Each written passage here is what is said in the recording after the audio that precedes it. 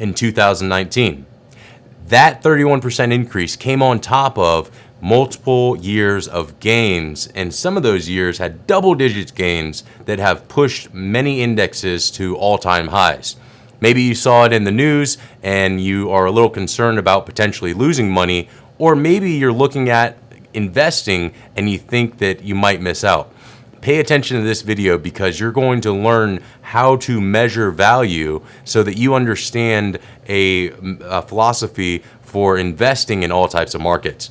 Hi, I'm Nathan Garcia. I'm a certified financial planner and retirement planning specialist, and I'm doing this video to educate some people and share some of the conversations I've had with clients. This isn't financial advice for you, so please don't act on it just because you saw it. But with that out of the way, let's talk a little bit about how expensive is the stock market. The first thing that you want to consider is actually if the market is cheap. You know, it's hard to tell if the market's cheap because there are many different types of markets.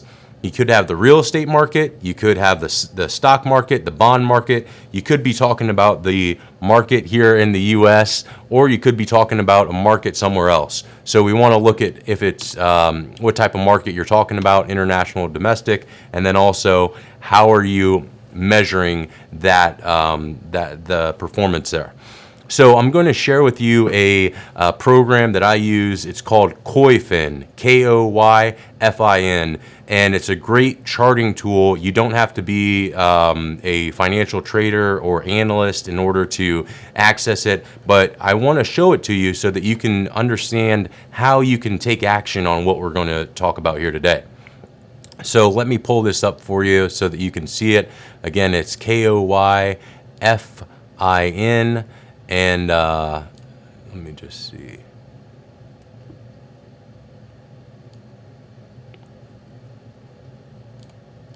Sorry about that. Of course, because we're doing it live, it's going to be difficult. So I just have to drag this over. And awesome. As long as it takes longer than it should, that's what I'm going for, right? When you're doing a live video, is you want it to be really difficult. So give me just a minute. There we go. Awesome. So you can register for this account, Koyfin, Koyfin.com. I'm not paid by them, but I just think this is a great tool for you. So when you do, you can go in here on the left side to security analysis, and here you can input the index that you're looking at. So what we're looking at in this chart is the S&P 500. That's a U.S. Index, and it's an equity stock index. And you can tell we're looking over the past 10 years here. So since 2010, you can tell the market's gone up about 267%. So pretty significant increase. So when we talk about, you know, which market you're looking at, well, you could invest in the S&P 500, but you could also invest in a different market like the NASDAQ.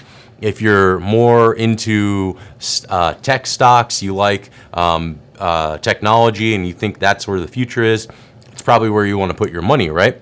Well, if that's the case, then you might want to invest in the NASDAQ. But how does NASDAQ relate from a price perspective? Is the NASDAQ expensive? Well, if we look back from 2010 until today, January 31st, you can tell that the NASDAQ's returned almost 500%, about 468%. So pretty significant amount of money added into that market. But let's look outside of the US for a minute, and maybe we could look at an index in London. Maybe you're interested in international stocks and you say, hey, maybe there's a deal to be had with international stocks. Well, we're looking at the UKX, that's the FTSE, top 100 companies in the UK. And you notice there that their performance has only been about 42%. Now, there's an old adage, you might be familiar with it. It is buy low, sell high. The idea is that you don't want to buy when things are expensive. Instead, you want to sell when things are expensive, and you want to purchase stuff when it's on sale. Right? It's very similar to you going to the store to buy something. Warren Buffett has a great saying. It's you want to be fearful when others are greedy, and you want to be greedy when others are fearful. Now, if you've read Warren Buffett's Berkshire Hathaway letter to shareholders, you know that he's sitting on over $100 billion of cash because he thinks things are expensive. So maybe he's just looking at the US market. Maybe there are deals to be had in the UK. I'm not sure, but that's only one market that we could invest in. Let's take a look at another market that might have some deals. That would be HSI. This is the Hong Kong Hang Seng Index. This is a big index over there in Hong Kong. And you can tell from 2010 until today, it's up about 31%. So when you're looking at, is the market expensive or is it cheap? It's really relative to which market that you're looking at. Last year, global markets actually increased by about $19 trillion, according to a CNBC article. When you look at the accommodation, what's going on, the big picture here, it's really heavily influenced by what you see with central banks. And I want to show something to you that I think makes a ton of sense. Maybe you disagree with me, which is fine. But here we're looking at the size of the balance sheet. How much money have central banks around the world printed? And we're looking at central banks in the US, which is the Fed, in the European Central Bank, which is ECB, and you're looking at the Bank of Japan and the People's Bank of China. Now you notice there's a coordinated effort, right? They're all printing a lot of money. They're all adding money in to their markets.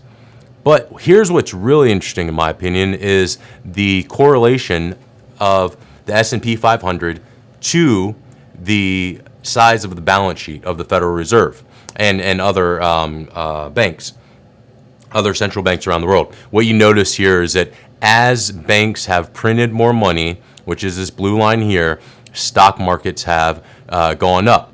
You notice that last year, you may remember, interest rates were supposed to increase.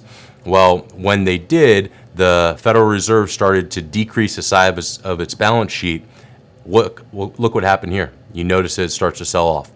So I bring this up because I had a conversation with somebody, a client this morning, who had some questions about if the stock market was a good idea to keep investing in. And in my video tomorrow, what I'm going to do is share with you why I think that you should, what I think you should do, but a different approach of doing it. So make sure that you tune in. Go ahead and leave some comments below if you have any questions. If you're concerned about your situation, you want a second opinion, or you really don't know where to start, head over to fiduciaryfirst.com. You can book an appointment with me for free, and you can ask your questions, and I'll give you any resources that I have. So thanks for tuning in, and look forward to seeing you in my next video. Take care.